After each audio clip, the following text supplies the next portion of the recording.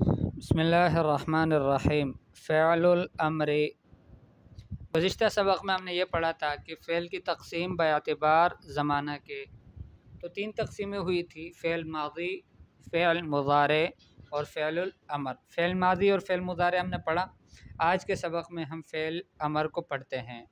تو فعل امر کا مطلب یہ ہے کہ کسی کام کو طلب کیا جائے کہ یہ کام تم کر لو، لیکن مستقبل کے زمانے میں طلب کیا جائے تو اس فعل کو فعل امر کہا جاتا ہے۔ مستقبل کا معنی پایا جانا فعل امر میں ضروری ہے۔ جیسے مثالیں ہیں: العب بالکرہ، گیند کے ساتھ کھیلو۔ اب گیند کے ساتھ کھیلو کا مطلب یہ ہوا کہ مستقبل کے زمانے میں یہ فعل تم کرو کہ جو گیند کے ساتھ کھیلنا ہے، گویا تم آنے والے زمانے میں گیند کے ساتھ کھیلو۔ اطعم قطک، اپنی بلی کو کھلاؤ۔ پچھلے زمانے میں کھلایا یا نہیں کھلایا، لیکن مستقبل میں تم کھلاؤ، تو گویا اس میں مستقبل کا زمانہ پایا جاتا ہے، اور یہ زمانے کے اعتبار سے فعل کی تیسری قسم ہے فعل امر۔ نظف ثیابک، اپنے کپڑوں کو صاف کرو۔ نم مبکرن، سویرے سو۔ تمہل فی السیر، چلنے میں آہستگی پیدا کر دو، یعنی سلو چلو۔ اجد مضغ الطعام، اجد من الجودہ، اچھا کرو کھانے کے چبانے کو، یعنی کھانے کو اچھی طرح سے چباؤ۔ اجد اچھی طرح سے کسی کام کا ہونا، جید جدن جو ہم کہتے ہیں، تو اجد مضغ الطعام، کھانے کے چبانے کو اچھی طرح سے، یعنی کھانے کو چباؤ، یہ فعل اچھی طرح سے کرو۔ البحث۔ الکلمات الاولی فی الامثلۃ المتقدمہ افعال۔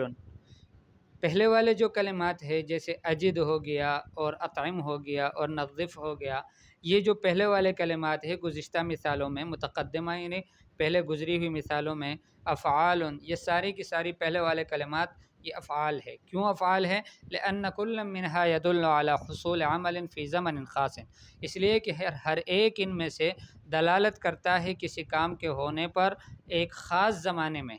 وَإِذَا تَدَبَّرْنَا هَذِهِ الْأَفْعَالِ، جب ہم نے غور کر لیا ان افعال میں، وَجَدْنَا الْمُتَكَلِّمَ فِي كُلٍّ مِّنْهَا، ہم نے دیکھا پایا متکلم کو ہر ایک میں ان میں سے، یطلب من المخاطب وَيَأْمُرُهُ، کہ وہ طلب کرتا ہے مخاطب سے اور اس کو حکم کرتا ہے، ان یأتی عملا فی الزمن المستقبل، کہ وہ ایک کام کرے مستقبل کے زمانے میں، آنے والے زمانے میں۔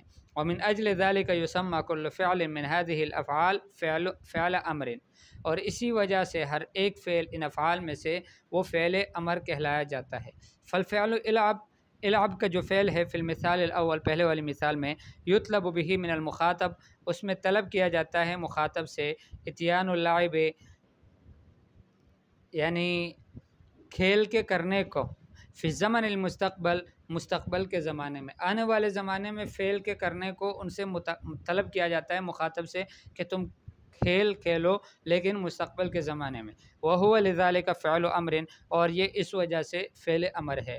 والفعل اطعم، اطعم جو فعل ہے، فی المثال الثانی، دوسری مثال میں، یطلب به من المخاطب، اس کے ذریعے سے مخاطب سے طلب کیا جاتا ہے، حصول الاطعام فی الزمن المستقبل، کھانے کھلانے کا فعل کا حاصل ہونا، یعنی یہ کام کرنا کہ وہ کھلائیں، فی الزمن المستقبل، آنے والے زمانے میں۔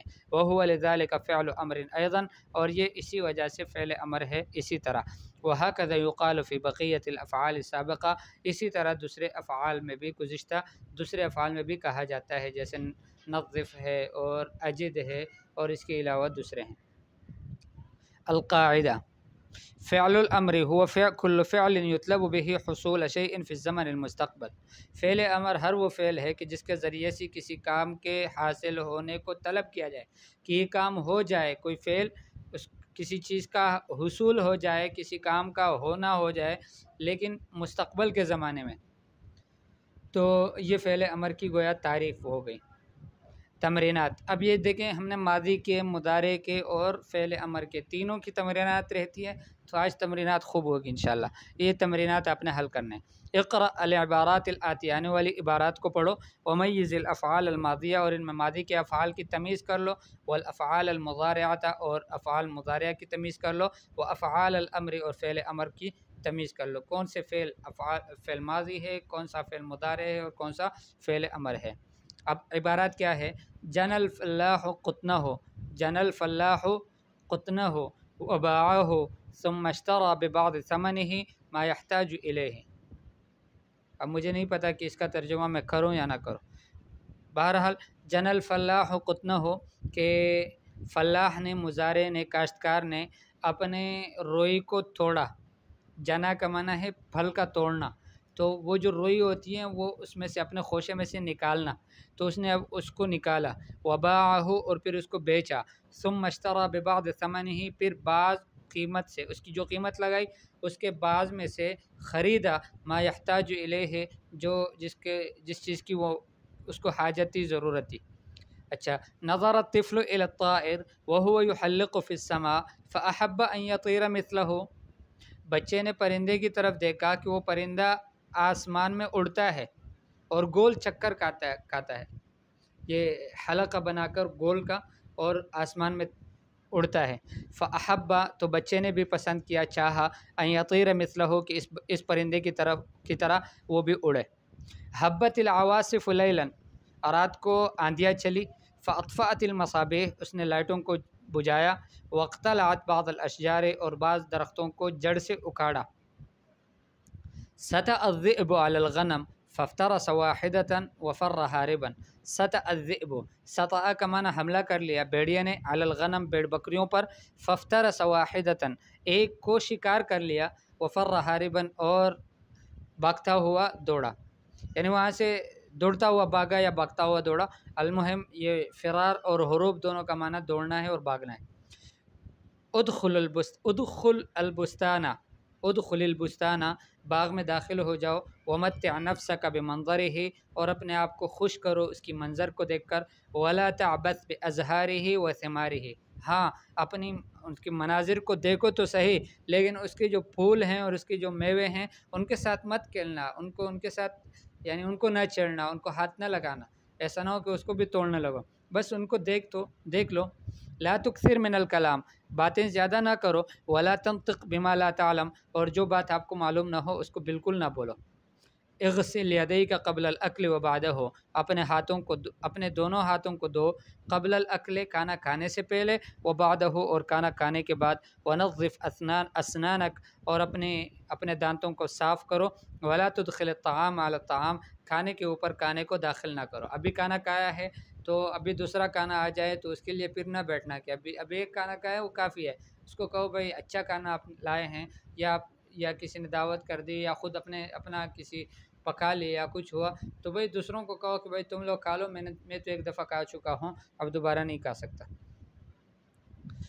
اچھا، تمرین نمبر 2، ضع قبل كل اسم من الاسماء الآتیہ او بعدہ فعلا ماضیا یلائمہم، چند اسماء لکھے ہیں، ان اسماء سے یا تو پہلے یا بعد میں اس کے مناسب فعل کو، فعل ماضی کو لگا لو۔ الغصن یہ اسم ہے، اب اس سے پہلے کوئی فعل لگا لو یا اس کے بعد فعل لگا لو، اگر اس کے بعد بنتا ہے تو بعد لگا لو مناسب فعل، اور یا اس سے پہلے اچھا لگتا ہے تو اچھا پہلے لگا لو۔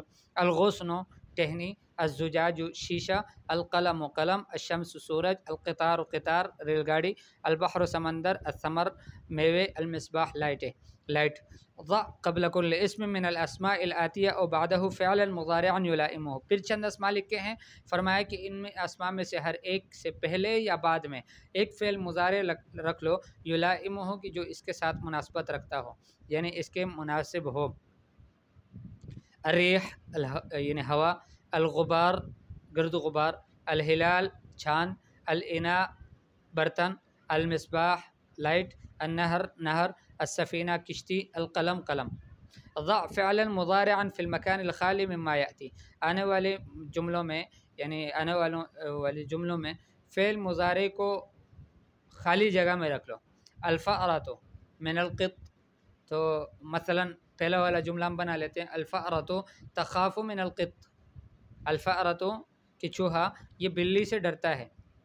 اچھا، الکلب وراء صاحبہ، الکلب کتا اپنے ساتھی کے پیچھے، وراء صاحبہ اپنے ساتھی کے پیچھے، تو کیا کرتے ہیں اپنے ساتھی کے پیچھے، یہ فعل مضارع اپنے لگا لینا ہے۔ الدجاجۃ کل یوم بیضہ، الدجاجہ مرغی، کل یوم بیضہ ہر روز ایک انڈا۔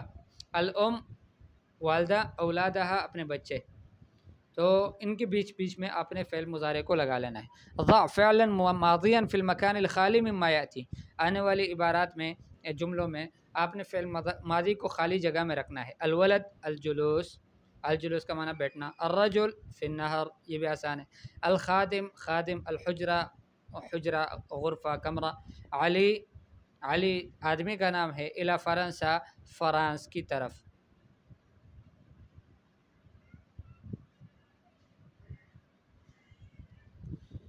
اچھا تو یہ تمرینیں کافی ابھی بھی باقی ہے، تو ایک تمرین اور لے لیتے ہیں۔ ایت بخمس جمل کل واحدۃ منها مبدوءۃ بفعل ماضی، 5 جملے لاؤ ہر ایک فعل ماضی سے شروع ہوا ہو، 5 جملے ایسے لاؤ کہ ہر ایک فعل مضارع سے شروع ہوا ہو، اور نمبر 3 ایسے 5 جملے لاؤ کہ ہر ایک میں فعل امر ہو۔ شروع ہونے کی بات نہیں ہے لیکن ہر ایک میں فعل امر ضرور ہو، تو اس طرح کے بھی 5 جملے لاؤ۔ ٹھیک ہے انشاءاللہ اتنا ہی کافی ہے، پھر اگلے سبق میں آگے اگلے دن انشاءاللہ صرف تمارین دیں گے، یا اگر ہو سکا تو کچھ سبق بھی ساتھ پڑھ لیں گے انشاءاللہ۔ السلام علیکم ورحمۃ اللہ وبرکاتہ۔